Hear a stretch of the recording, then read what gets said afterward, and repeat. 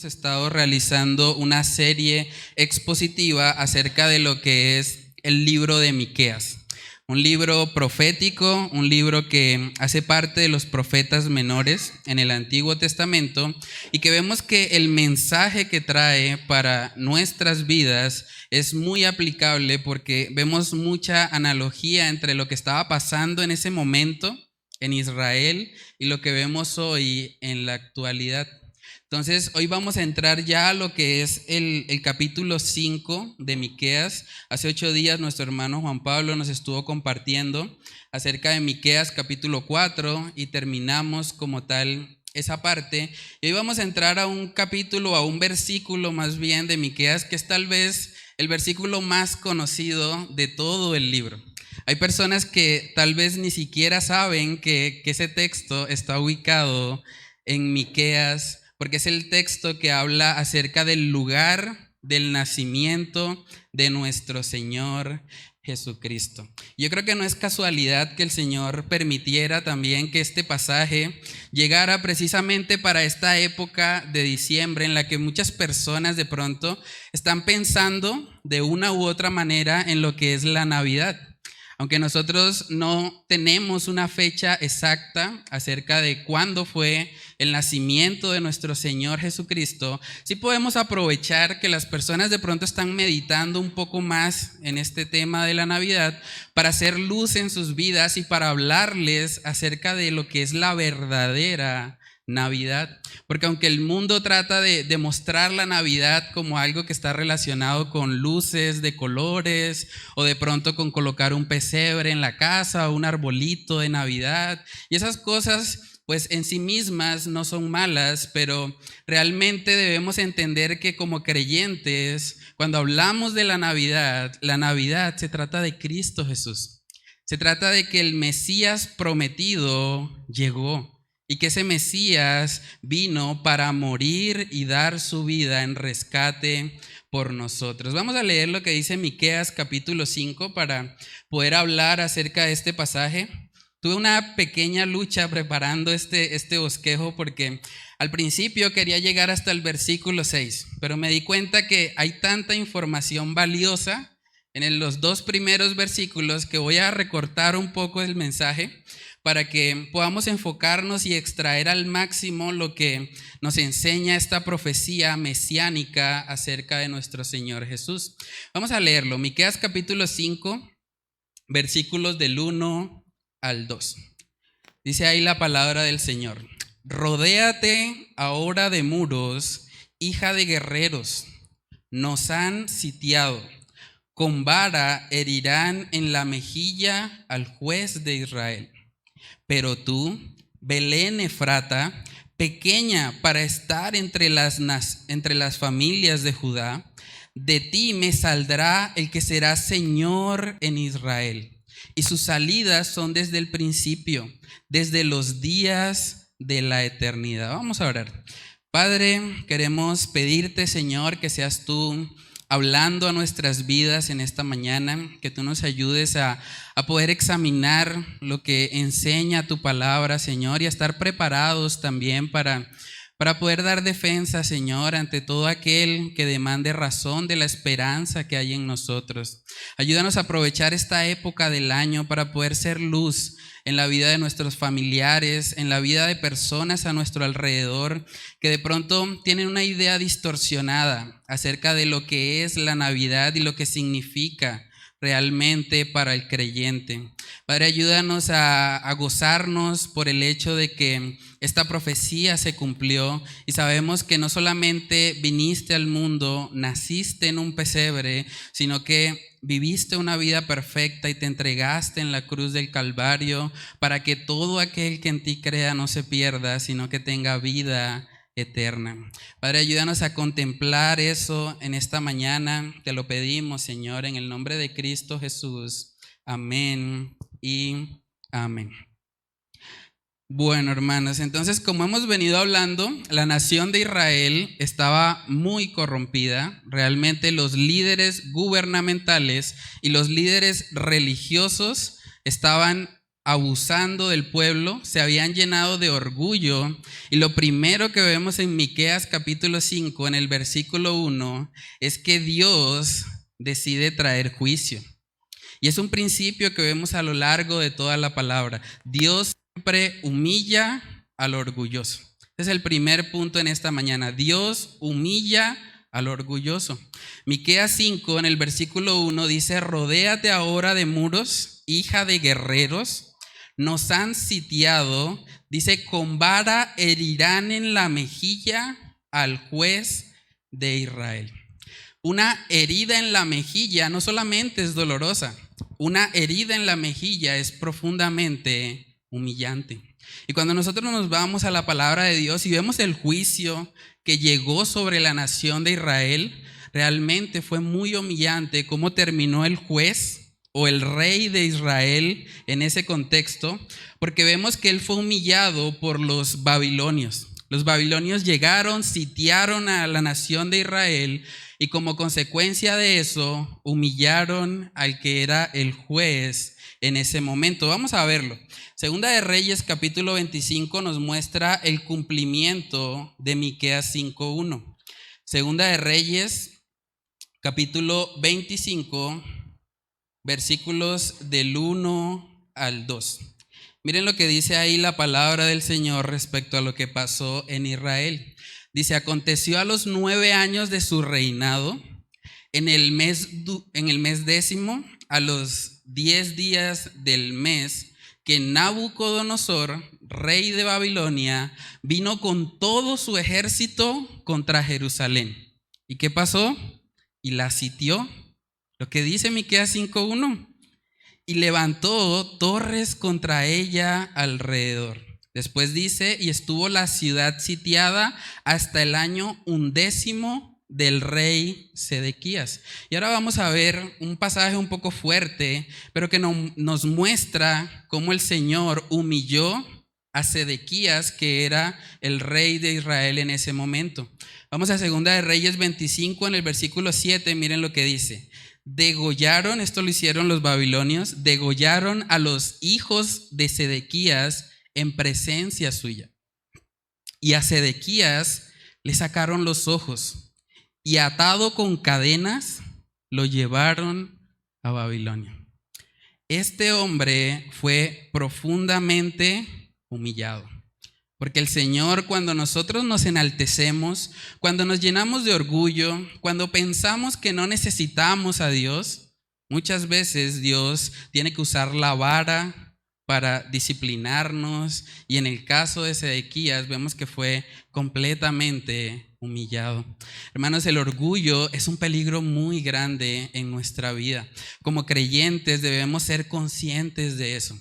Hay una frase de un autor puritano, él se llama Jonathan Edwards. Él habló mucho acerca de este tema y él dijo la siguiente frase: el orgullo es la peor de las víboras en el corazón.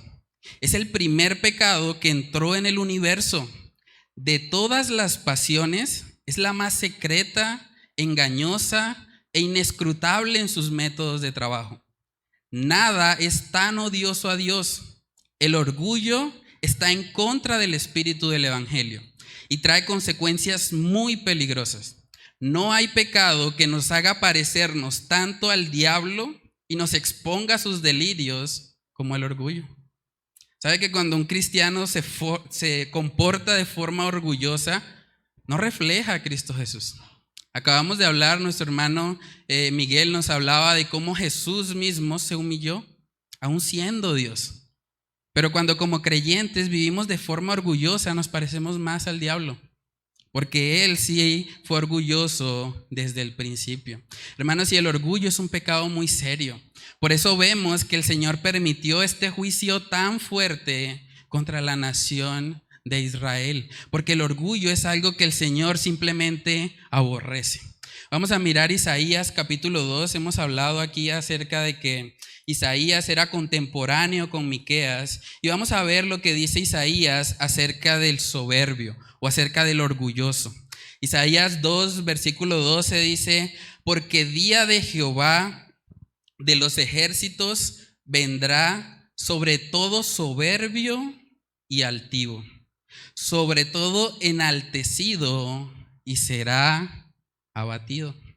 El orgullo es algo que el Señor condena a lo largo de la palabra de Dios. Incluso en el Nuevo Testamento también. Vamos a ir ahí a Lucas capítulo 14 para darnos cuenta que el Señor establece que Él va a condenar a aquel que tenga un corazón orgulloso. Lucas capítulo 14, en el versículo 11 dice: porque cualquiera que se enaltece será humillado, y el que se humilla será enaltecido. Es una realidad, es un principio a lo largo de toda la palabra. Dios resiste a los soberbios y da gracia a los humildes. Entonces la nación de Israel se había llenado de orgullo. Los que estaban gobernando estaban aprovechándose del pueblo y como consecuencia de eso llegó el juicio de Dios. Ahora, uno podría pensar cuando llega pasajes así, bueno, pero eso eran ellos.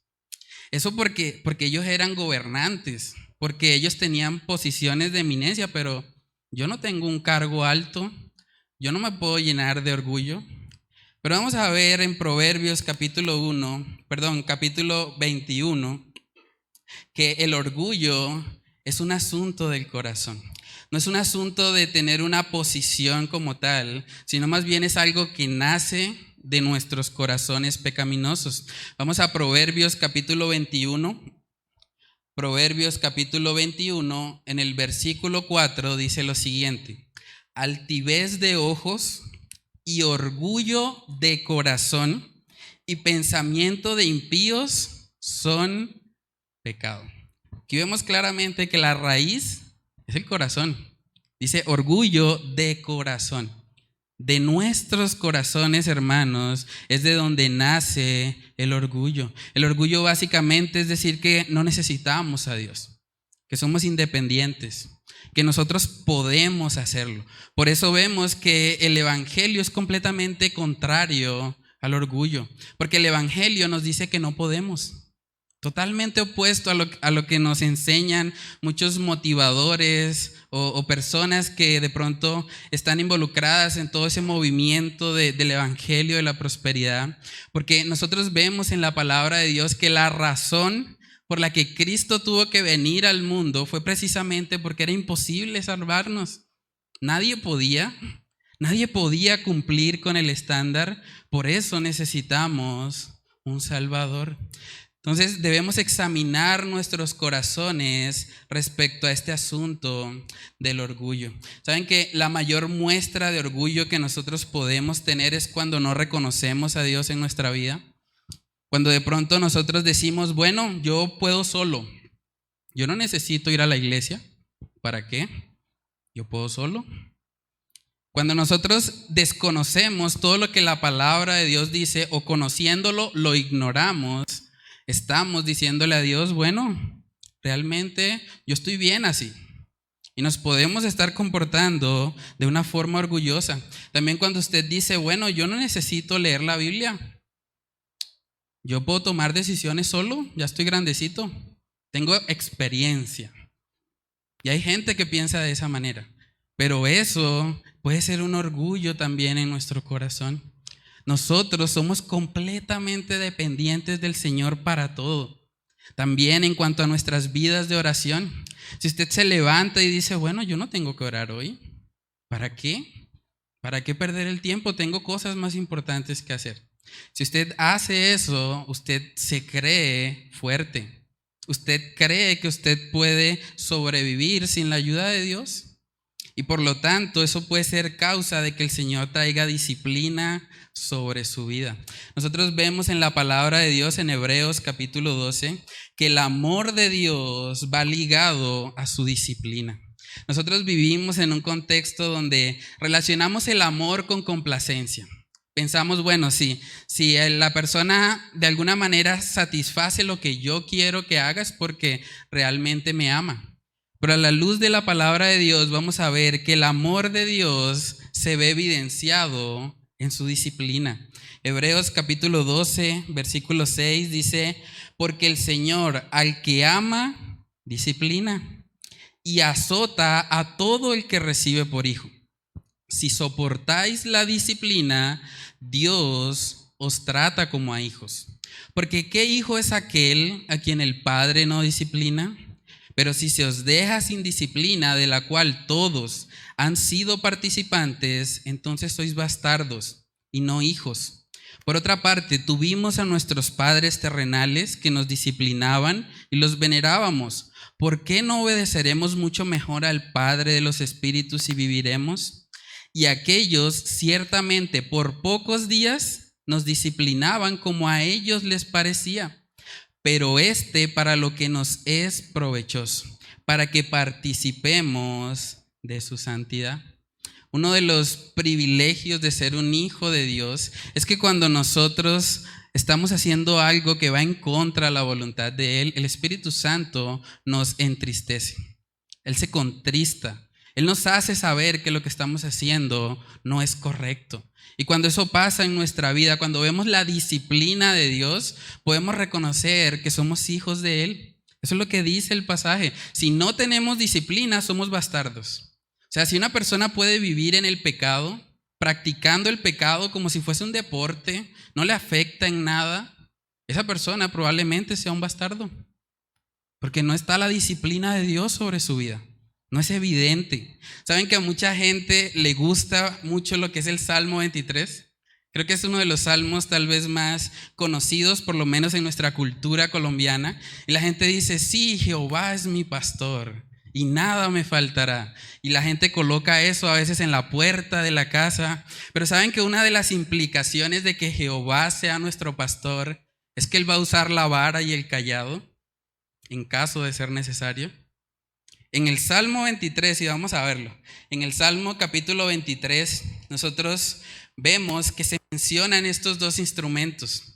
La vara es un instrumento de disciplina y el cayado es para traer nuevamente a las ovejas al rebaño. Dice Salmos capítulo 23, verso 4, aunque ande en valle de sombra de muerte, no temeré mal alguno, porque tú estarás conmigo. Tu vara y tu cayado me infundirán aliento. Ese salmo que tanto nos gusta y que de pronto hasta nos sabemos de memoria, debe recordarnos que tenemos un Padre que nos ama y que en caso tal de que dejemos que el orgullo crezca en nuestro corazón, Él va a estar ahí con la vara y Él va a estar ahí con el cayado, porque nos ama y porque quiere que participemos de su santidad. Lo que vemos ahí en Miqueas capítulo 5 en el versículo 1 es el Señor usando la vara. Miren que Miqueas 5:1 dice, con vara herirán en la mejilla al juez de Israel. Con vara lo herirán. La consecuencia de que un hijo de Dios se desvíe hacia el orgullo es que el Señor tiene que entrar a disciplinarle. Hay un ejemplo que es muy impactante en la Biblia, es el ejemplo del rey Nabucodonosor, porque nosotros vemos en él una persona que se llenó de orgullo, una persona que creyó que de pronto él era rey por sus propias habilidades, porque lo merecía. Pero vamos a ver Daniel capítulo 5 para ver lo que pasó justo después de que él se llenó de orgullo. Daniel 5, verso 20 dice, mas cuando su corazón se ensoberbeció y su espíritu se endureció en su orgullo, fue depuesto del trono de su reino y despojado de su gloria. Miren lo que pasó después. Y fue echado de entre los hijos de los hombres y su mente se hizo semejante a las de las bestias. Y con los asnos monteses fue su morada. Hierba le hicieron comer como a buey, y su cuerpo fue mojado con el rocío, hasta que reconoció que el Altísimo Dios tiene dominio sobre el reino de los hombres y que pone sobre él al que le place. Él tuvo que reconocer que si él tenía una posición de eminencia, fue porque Dios así lo quiso, no porque él fuese hábil. No porque él lo mereciera. Y yo creo que eso es algo muy importante que nosotros debemos cultivar en nuestra vida cristiana. Debemos poder decir, como decía el apóstol Pablo, por la gracia de Dios soy lo que soy. Primera de Corintios capítulo 15 en el versículo 10, vemos el ejemplo de Pablo.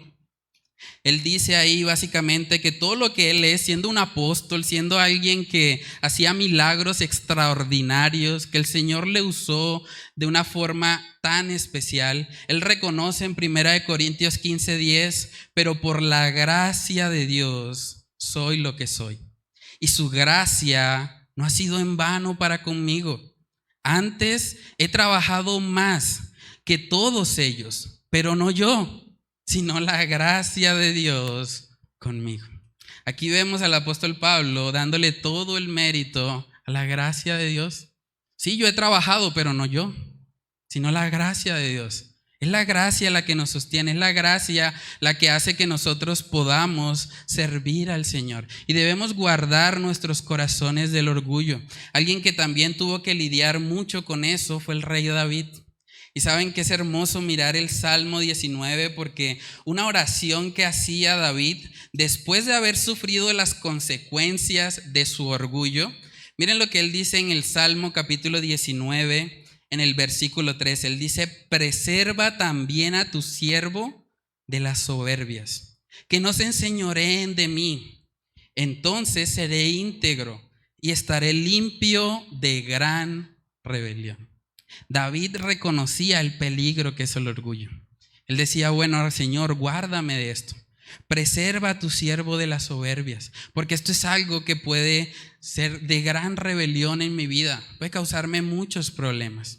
Y vemos a David, un hombre conforme al corazón de Dios, orando de esa manera. Yo creo que esa es una oración que nosotros podemos imitar.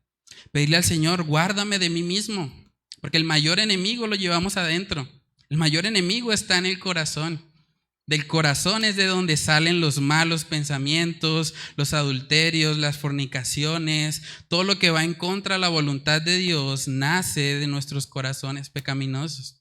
Y aquí vemos en Miqueas capítulo 5 que el Señor es fiel en disciplinar a aquellos que de alguna manera se llenan de orgullo en su corazón. Vamos a avanzar ahí en Miqueas capítulo 5, en el versículo 2, vemos lo que es la profecía mesiánica. Y es importante resaltar que hay un contraste ahí. Si nosotros miramos en Miqueas capítulo 5, vemos a un rey, a alguien que probablemente nació en un palacio, probablemente era hijo de un linaje real. Y vemos que en el versículo 2 empieza diciendo: pero. La palabra pero nos muestra un contraste. Mientras que el rey de Miqueas 5:1 fue alguien que fue de alguna manera exaltado y ahora está siendo humillado, vamos a ver el caso opuesto en Miqueas 5:2. Alguien que empezó siendo humillado, pero que al final terminó siendo exaltado.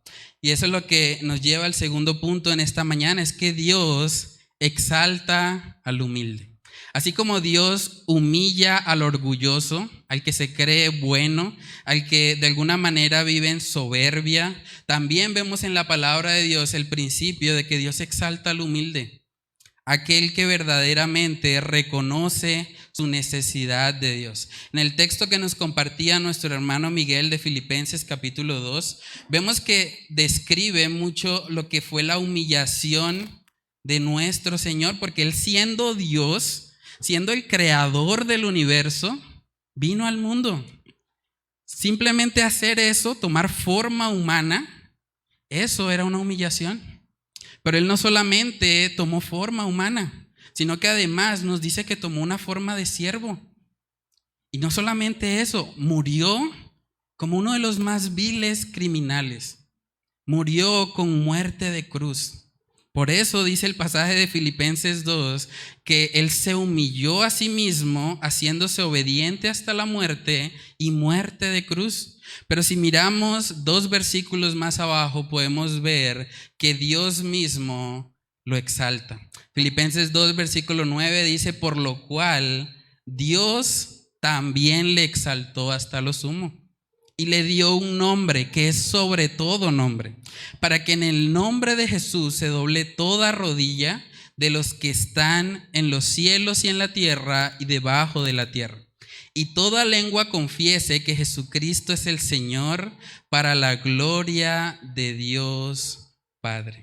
Hermanos, en el reino de Dios las cosas funcionan al contrario a como el mundo las enseña. Mientras en el mundo nos dicen, bueno, usted para ser el más grande usted tiene que mandar a todos. El Señor dice, no, el que quiera ser más grande, que sea vuestro servidor. Que se caracterice más bien por no querer ser el primero, sino más bien ser el último. Por no querer que otros le reconozcan, le aprueben, le den un aplauso, sino más bien por hacer todo para la gloria de Dios. Y eso es muy importante porque yo creo que una de las razones también por las cuales el Señor permitió que el Salvador naciera en Belén es porque Belén era un lugar insignificante. Saben que para la mentalidad de los judíos, el tamaño de una ciudad era lo que daba de alguna manera el respaldo de Dios para ese lugar como tal. Nosotros vemos en la palabra de Dios que los judíos menospreciaban ciertos lugares porque de pronto eran pequeños.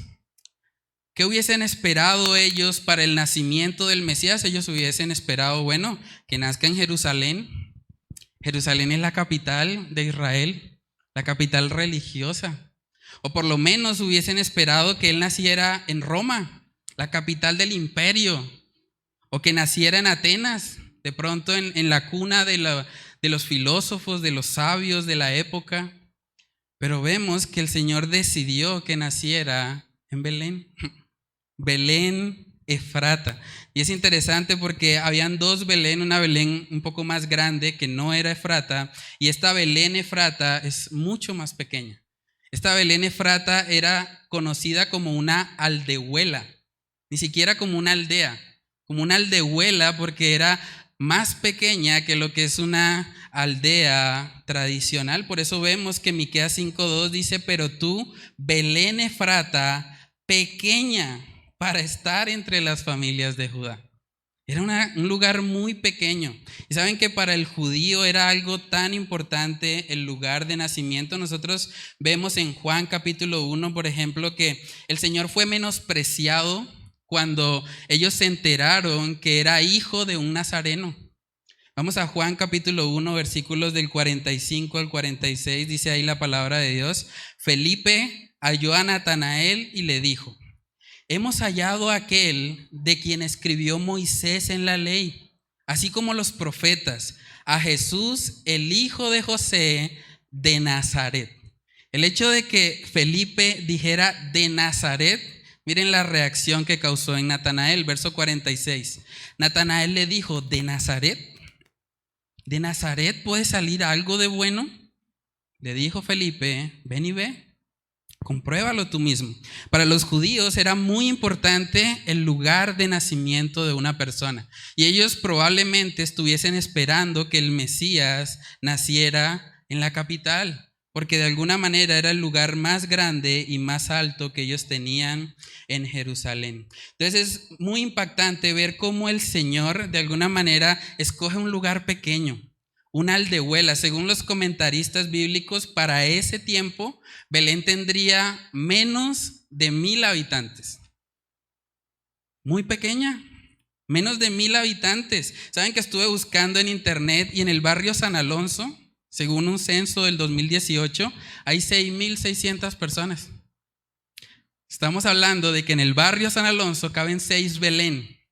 Así de pequeña era. Por eso dice tú, Belén Efrata, pequeña, para estar entre las familias de Judá. Pero saben que un principio que también vemos en la palabra es que Dios generalmente usa lo que el mundo desprecia. Cuando el mundo dice, no, esa persona no tiene arreglo, el Señor dice, bueno, donde abundó el pecado, sobreabundó la gracia. Y el Señor se glorifica, el Señor escoge lo vil y menospreciado del mundo. Vamos a verlo, 1 Corintios capítulo 1. 1 Corintios capítulo 1, en el versículo 26, miren lo que dice.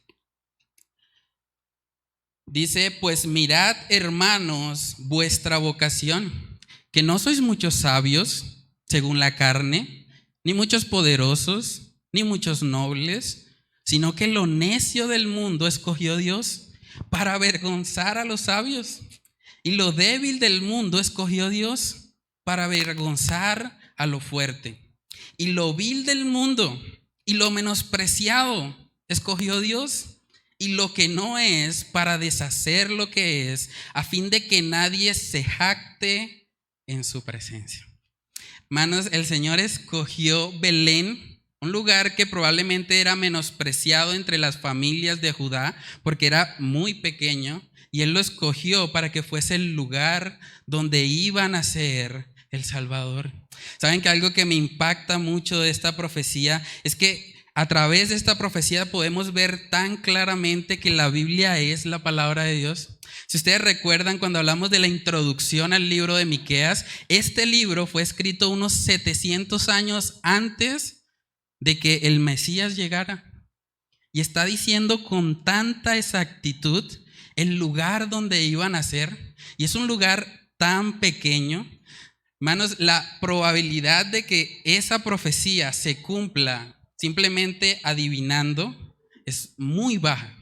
Es muy improbable que Miqueas dijera, bueno, voy a coger el mapa y voy a mirar. ¿Dónde van a ser? Acá. Es más, eso lo podemos comprobar por medio de un ejercicio matemático. Si ustedes buscan en internet, se van a dar cuenta que el área de Belén es de aproximadamente 30 metros cuadrados. Un lugar pequeño, 30 metros cuadrados. Ahora, si ustedes buscan el área de la superficie terrestre, se van a dar cuenta que tiene 149 millones de metros cuadrados. Si hacemos la división de esos dos datos, podemos encontrar que hay aproximadamente 5 millones de Belén en el mundo. Entonces, el hecho de que la profecía se cumpliera sería el equivalente a que yo le dijera al hermano Juan Pablo, dígame un número del 1 a 5 millones, y que él atinara. Así es la probabilidad de que esto se cumpla. Aquí vemos que es la mano de Dios. Es Dios el que está detrás de esto. Es el Señor el que permitió que esta aldehuela, este lugar tan pequeño, fuese el lugar en el que iba a nacer nuestro Salvador. Entonces es muy importante eso, y si le sumamos a la probabilidad lo que es el factor tiempo, realmente tenemos que reconocer que es Dios el que está detrás de todo. La palabra nos dice en 2 de Timoteo capítulo 3, en el versículo 16, que toda la escritura es inspirada por Dios. Eso quiere decir que salió de Él, que Él la exhaló. Toda la escritura es inspirada por Dios y útil para enseñar, para redarguir, para corregir, para instruir en justicia, a fin de que el hombre de Dios sea perfecto, enteramente preparado para toda buena obra.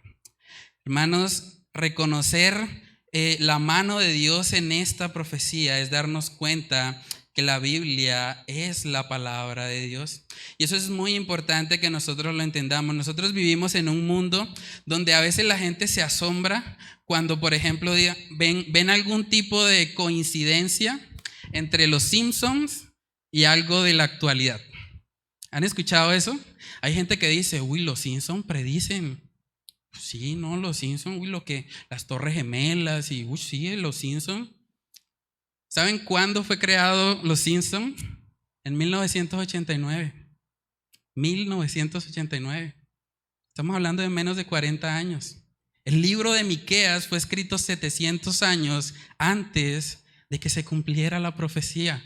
Eso sí debería impactarnos. Si nos vamos a asombrar por algo, asombrémonos por las profecías y por el cumplimiento tan detallado de cada una de ellas. ¿Saben que en la palabra de Dios encontramos aproximadamente 300 profecías acerca de la primera venida de Jesús? Y todas se cumplieron, literalmente. Eso es algo que realmente debe llevarnos a contemplar que Dios es el autor de este libro. Por eso cuando nosotros decimos que este libro está vivo, es porque es palabra de Dios, viva y eficaz. Y debemos atesorarla en nuestros corazones, porque es la carta de amor que el Señor nos ha dejado en esta tierra, para que sepamos cómo debemos conducirnos y cómo podemos cumplir el propósito para el cual fuimos creados, que es darle gloria y honra a Él. Entonces, hermanos, ver el cumplimiento de esta profecía debe asombrarnos, debe por lo menos generar en nosotros la conciencia de que este no es un libro cualquiera, de que este es un libro escrito por Dios. ¿Saben que otra razón por la que probablemente esta profecía habla de que el Mesías nacería en Belén? Es porque el reino que él venía a establecer, porque ahí dice: tú, Belén Efrata, pequeña para estar entre las familias de Judá, dice que de ti me saldrá el que será Señor en Israel. O sea, la persona que están profetizando aquí va a señorear, va a ser un señor en Israel. Muchos judíos estaban esperando que ese cumplimiento fuese a través de un rey terrenal. Por eso muchos de ellos rechazaron a Jesús. Dijeron: no, ese no puede ser. No puede ser porque no es Señor en Israel. Pero vamos a ver, hermanos, en Juan capítulo 18, que el reino que vino el Señor a establecer no era un reino terrenal, sino más bien un reino espiritual. Vamos a verlo. Juan capítulo 18. Juan capítulo 18, en el verso 33, vemos que Jesús tiene un encuentro con Poncio Pilatos y él empieza a interrogarle. Dice en Juan 8:33: entonces Pilato volvió a entrar en el pretorio y llamó a Jesús y le dijo, miren esta pregunta: ¿eres tú el rey de los judíos? Es una pregunta difícil. Si él hubiese dicho que sí, probablemente la idea que tenía Poncio Pilato de un rey no es el reinado que Jesús vino a establecer. Pero también si él hubiese dicho que no, estaría negando el hecho de que él sí es Señor. Entonces vemos cómo el Señor responde en el verso 34. Jesús le respondió: ¿dices tú esto por ti mismo o te lo han dicho otros de mí? Pilato le respondió: ¿soy yo acaso judío? Tu nación y los principales sacerdotes te han entregado a mí. ¿Qué has hecho? Respondió Jesús, miren la frase: mi reino no es de este mundo. Si mi reino fuera de este mundo, mis servidores pelearían para que yo no fuera entregado a los judíos. Pero mi reino no es de aquí. Verso 37, le dijo entonces Pilato: ¿luego eres tú rey? Respondió Jesús: tú dices que yo soy rey. Yo para esto he nacido y para esto he venido al mundo, para dar testimonio a la verdad. Todo aquel que es de la verdad oye mi voz. La naturaleza del reino de Dios es un reino de verdad. Todo aquel que oye su voz, todo aquel que es guiado por las Escrituras, es alguien que reconoce a Jesús como su Señor. Reconoce que necesita de Él en todo tiempo. Y es interesante porque empezamos hablando de que Miqueas 5 en el versículo 2 muestra un contraste, muestra un pero tú, Belén Efrata. Y es importante eso porque ¿cómo se establece un rey en el mundo? Un rey en el mundo generalmente nace en un palacio, pero vemos a Jesús naciendo en un establo, en un pesebre, en un lugar humilde. En el mundo también vemos que un rey generalmente viene para ser servido por otros. Viene para que otros hagan o sigan sus instrucciones. Pero la palabra nos dice que Jesús vino al mundo no para ser servido, sino para servir. Hay un contraste total. También vemos que los reyes de este mundo se imponen por medio de la fuerza, por medio de las armas. Ellos tratan de sitiar algunos lugares, como Babilonia lo hizo con Israel. Pero el reino que Dios vino a establecer nos transforma de adentro hacia afuera. Es un reino completamente diferente. En 2 Corintios capítulo 5 vemos un poco de cómo luce este reino de Dios. 2 Corintios capítulo 5, versículos del 14 al 15, miren lo que dice. 2 Corintios 5:14, porque el amor de Cristo nos constriñe, pensando esto, que si uno murió por todos, luego todos murieron. Y por todos murió. Y miren el para qué. Para que los que viven ya no vivan para sí, sino para aquel que murió y resucitó por ellos. Hermanos, ¿saben que una de las cosas que el Señor hace cuando nos salva es que nos rescata de nuestro propio reino? Nos rescata de vivir para nosotros mismos y ahora vivimos para Él. Ahora Él es nuestro Señor. Y eso es lo que los judíos no entendieron en su momento. Por eso ellos estaban esperando un rey terrenal. Pero vemos aquí en la palabra de Dios que Él sí iba a ser el Señor. Pero iba a ser el Señor de una forma diferente a como ellos venían acostumbrados. Entonces, la pregunta que quiero hacerles para poder aplicar este pasaje a nuestras vidas es si Jesús es nuestro Señor. ¿Cómo podemos saber eso? Si usted es guiado en su vida por sus propias opiniones, por sus emociones, por el horóscopo, no sé, por tantas cosas que este mundo ofrece, realmente es probable que usted no sea un súbdito o un soldado de Jesucristo. Si usted realmente es guiado por otras cosas diferentes a la palabra de Dios, probablemente es porque usted no pertenece a su reino. Y hoy tiene la oportunidad de formar parte de Él. Lo hermoso de este pasaje es que el Señor está dándonos la oportunidad de entender que podemos ser súbditos de su reino. Él puede ser nuestro Señor hoy. Él puede ser el que gobierna nuestra vida hoy. Pero debemos tomar esa decisión.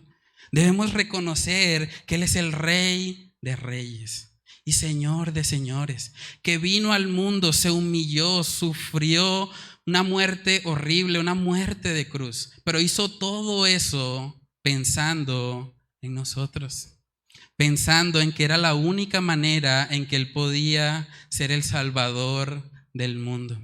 Lo siguiente que vamos a ver en esa profecía de Miqueas capítulo 5, hay mucha gente que conoce esta profecía por el hecho de que está profetizando el lugar de nacimiento de Jesús. Pero la segunda parte de la profecía es supremamente importante. La segunda parte de la profecía nos muestra que este Salvador no empezó a existir en Belén, como algunas sectas de pronto han enseñado, que Jesús fue creado. Aquí vemos que este Señor existía desde la eternidad. Y ese es el tercer punto. El Señor Jesús existe desde la eternidad. Miqueas capítulo 5 en el versículo 2 dice: pero tú, Belén Efrata, pequeña para estar entre las familias de Judá, de ti me saldrá el que será Señor en Israel. Y presten atención a la parte final. Y sus salidas son desde el principio, desde los días de la eternidad. Cuando usted se encuentre una persona que le diga que Jesús fue creado, cítele Miqueas 5:2. Dígale, explíqueme cómo es posible que salga de Belén y que exista desde la eternidad. ¿Cómo explicamos eso? Es porque Jesús es el Señor. Jesús es la segunda persona de la Trinidad que se encarnó, que vino al mundo para poder ser el Salvador de nuestras vidas. Algo parecido vemos en Isaías capítulo 9. Hoy estuvimos cantando acerca de ese pasaje bíblico. Isaías capítulo 9, en el versículo 6 también vemos el mismo contraste de Miqueas. Isaías capítulo 9 en el versículo 6 dice: porque un niño nos es nacido, hijo nos es dado, y el principado sobre su hombro, y se llamará su nombre Admirable, Consejero, Dios fuerte, Padre eterno, Príncipe de paz. ¿Cómo puede un niño nacer y al mismo tiempo ser un Padre eterno? Es una buena pregunta. O sea, aquí vemos que este niño es Dios fuerte, Padre eterno, pero al mismo tiempo nos es nacido. Eso quiere decir que nació para nosotros, nos es nacido. Lo mismo también cuando vemos en Miqueas capítulo 5, dice la palabra que de ti me saldrá el que será Señor. No dice de ti saldrá como si fuese un hecho aislado, dice que saldrá de Dios. De ti me saldrá el que será Señor en Israel. Primera de Timoteo capítulo 3 nos muestra la solución a esto, y es el misterio de la encarnación. Hermanos, nosotros podemos hablar acerca de que Jesús nació en Belén, nosotros podemos hablar acerca de las profecías, pero si nosotros ignoramos la última parte de la profecía, no hay Navidad. Sin la encarnación, sin entender que ese niño que iba a nacer en Belén no solamente era un niño cualquiera o un niño profetizado, sino que era el Dios de los cielos, no podemos hablar de una Navidad genuina. Primera de Timoteo capítulo 3, vamos a buscar ahí el versículo 16. Dice, e indiscutiblemente grande es el misterio de la piedad. Miren lo que dice. Dios fue manifestado en carne, justificado en el Espíritu, visto de los ángeles, predicado a los gentiles, creído en el mundo, recibido arriba en gloria. Jesucristo es la segunda persona de la Trinidad encarnada. Él se hizo hombre. Y por eso podemos entender textos como Juan 17, versículo 5, donde Jesús dice, ahora pues, Padre, glorifícame tú al lado tuyo con aquella gloria que tuve contigo antes que el mundo fuese. Antes que el mundo fuese, Jesús estaba siendo glorificado con el Padre. Hermanos, Jesús es eterno. Jesús existe desde la eternidad y es necesario que fuese así. Es necesario que Él fuese completamente Dios para que pudiese pagar una deuda infinita por nuestros pecados, porque habíamos pecado contra un Dios santo, santo, santo. Y al mismo tiempo es necesario que Él fuese completamente hombre, porque Él iba a ser nuestro sustituto. Él iba a ocupar nuestro lugar en la cruz. Y es lo que vemos en la Escritura. En Juan capítulo 1, un texto también bastante conocido. En el versículo 1 vemos que dice, en el principio era el Verbo, y el Verbo era con Dios, y el Verbo era Dios. Qué curioso eso. ¿Quién será ese Verbo? Vamos a bajar unos versículos más y mirar lo que dice el 14.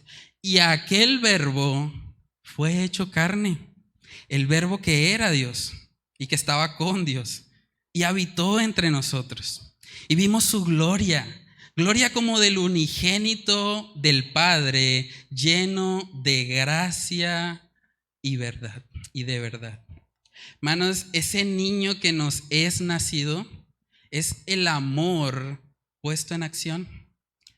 Es el amor que vino al mundo para ocupar nuestro lugar en la cruz del Calvario. Y por eso nosotros podemos entender un poco más por qué también cuando se acercaron estos magos del oriente que de pronto en la cultura tradicional nos han hecho pensar que son Gaspar, Melchor y Baltasar, pero la Biblia no menciona esos nombres, tampoco dice que sean 3 personas, pero estas personas cuando se enteraron o cuando vieron la estrella del oriente, esas personas quisieron venir a adorar.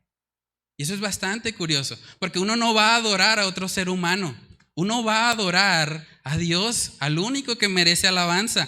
Mateo capítulo 2, versículos del 1 al 2, ahí habla sobre la visita de estos magos. También es importante entender que no son magos como nosotros pensamos, que de pronto practicaban la magia como tal. Más bien estos hombres eran consejeros, eran intérpretes de sueños. En el libro de Daniel capítulo 4 ustedes pueden ver que incluso el mismo Daniel fue nombrado como jefe de los magos, porque Daniel era una persona que Dios le había dado la capacidad de interpretar sueños. Entonces estos hombres piadosos que estaban mirando de pronto la escritura y las profecías, miren cómo ellos se acercan en Mateo capítulo 2, versículos del 1 al 2 al rey Herodes. Dice ahí la palabra: cuando Jesús nació en Belén de Judea, en días del rey Herodes, vinieron del oriente a Jerusalén unos magos, diciendo: ¿dónde está el rey de los judíos que ha nacido?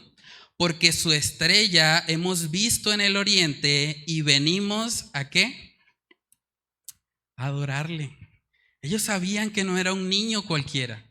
Ellos sabían que era el eterno, el Salvador, el único que merece toda nuestra adoración. Saben que es probable que estos hombres, si venían de Oriente, y cuando habla de Oriente ahí la palabra probablemente hace referencia a Babilonia o Persa, estos hombres caminaron cerca de 1600 kilómetros para preguntarle al rey de Herodes acerca de dónde está el rey de los judíos. Y eso es bastante realmente si tenemos en cuenta que no habían medios de transporte como los que tenemos actualmente. También en Lucas capítulo 2 vemos que un ángel se regocijó cuando supo que este niño había nacido. Lucas capítulo 2, vamos ahí, versículos del 8 en adelante, dice ahí la palabra del Señor. Habían pastores en la misma región que velaban y guardaban las vigilias de la noche sobre su rebaño. Y he aquí, se les presentó un ángel del Señor, y la gloria del Señor los rodeó de resplandor y tuvieron gran temor. Pero el ángel les dijo: no temáis, porque he aquí os doy nuevas de gran gozo, que será para todo el pueblo, que os ha nacido hoy en la ciudad de David un Salvador, que es Cristo, el Señor. Esto os servirá de señal. Hallaréis al niño envuelto en pañales, acostado en un pesebre, y repentinamente apareció con el ángel una multitud de las huestes celestiales. Tratemos de contemplar eso. Imagínense una hueste celestial. Y dice que alababan a Dios y decían: gloria a Dios en las alturas y en la tierra paz, buena voluntad para con los hombres. Este niño causó la adoración de huestes celestiales.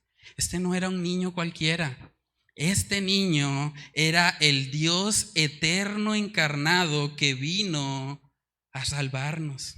Saben que en esta época de la Navidad mucha gente se enfoca de pronto en adornar la casa, de pronto en colocar ahí algunos utensilios, algunos accesorios de pronto, o en colocar algunos muñecos de nieve, o de pronto colocar el pesebre. También es algo muy común en nuestra cultura colombiana.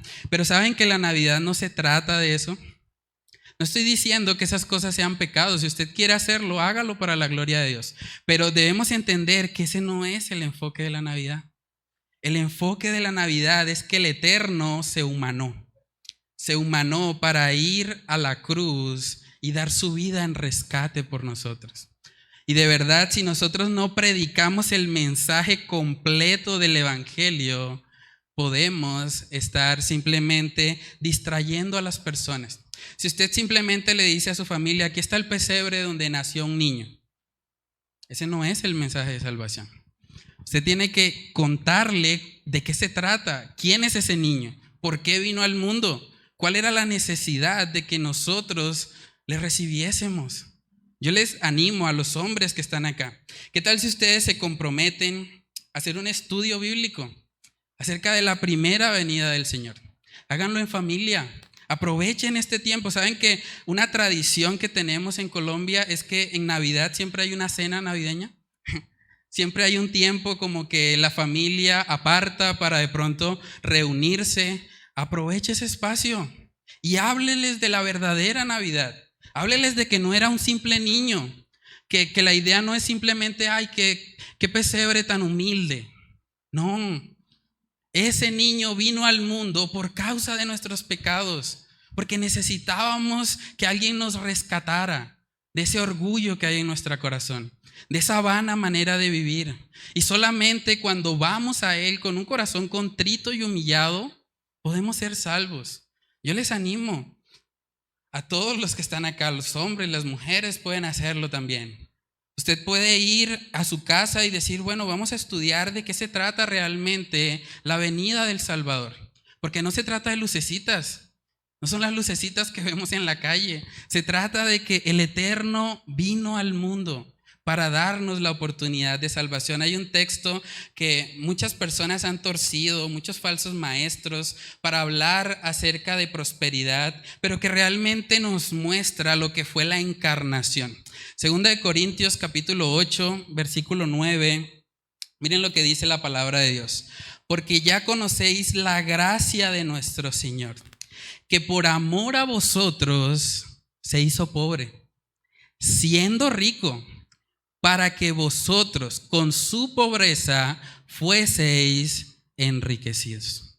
Ese texto no está hablando de prosperidad económica, sino todos los creyentes seríamos ricos. Ese texto está hablando de que Dios, siendo el creador del universo, tomó la decisión de venir en una forma frágil, haciéndose pobre para que ahora nosotros, los que realmente deberíamos estar pagando una condenación, tengamos la oportunidad de experimentar sus riquezas en gloria. Que podamos experimentar lo que es la salvación bíblica. Efesios capítulo 2, vamos a leer ese último texto y con eso terminamos. Efesios capítulo 2, versículos del 4 al 7, miren lo que dice. Pero Dios, que es rico en misericordia, por su gran amor con que nos amó, aun estando nosotros muertos en pecados, nos dio vida juntamente con Cristo. Por gracia sois salvos, y juntamente con Él nos resucitó, y asimismo nos hizo sentar en los lugares celestiales con Cristo Jesús, para mostrar en los siglos venideros las abundantes riquezas de su gracia en su bondad para con nosotros en Cristo Jesús. Esa es la verdadera riqueza. Jesús vino al mundo en un lugar humilde, en un pesebre, en un lugar que no era reconocido, en una aldehuela de Belén, pequeña entre las familias de Judá, pero vino para que nosotros podamos experimentar esas riquezas en gloria, para que nosotros tengamos la oportunidad de la salvación. Entonces la pregunta es si usted ya le ha recibido a Él. Si usted ha atesorado lo que es el verdadero regalo de la Navidad. El regalo de la Navidad no es el que le dejan debajo de un arbolito. El regalo de la Navidad realmente es la salvación que Cristo vino a comprar para darnos vida. La pregunta es si usted ya le ha recibido. Si ese niño del que hemos estado hablando, ese Dios fuerte, realmente es su Señor. Realmente gobierna su vida. Y si usted no ha dado ese paso, no ha recibido ese regalo de la Navidad, yo le animo a que hable con nosotros. No espere más. Busque realmente ponerse a cuentas con Dios. No espere a que Dios no lo quiera, pase una tragedia, a que tenga que vivir de pronto la vara o el juicio de Dios sobre su vida. Arrepiéntase hoy. Hoy es el día de salvación, dice la palabra. Si usted reconoce que ha pecado delante de Dios y si usted viene a Cristo con un corazón contrito y humillado, usted puede ser salvo.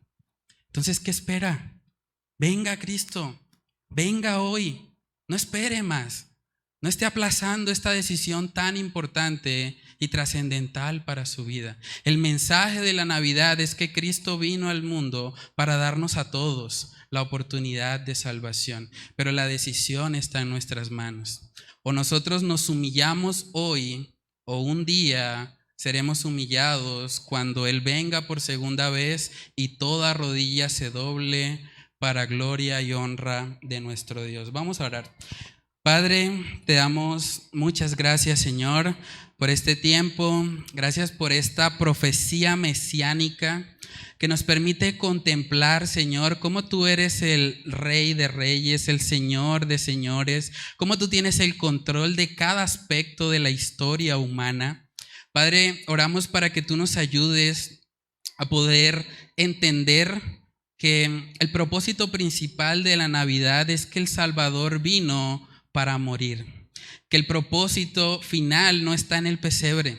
El propósito final está en la cruz y en tu resurrección y en que un día vas a volver por nosotros. Padre, ayúdanos a predicar el mensaje completo del Evangelio y aprovechar estas fechas en las que tantas personas están meditando en la idea de que Jesús vino al mundo para poder enseñarles, para poder cumplir con esa gran comisión, para poder ser luz y sal en sus vidas. Úsanos como instrumentos en tus manos para poder llevar las buenas nuevas de salvación.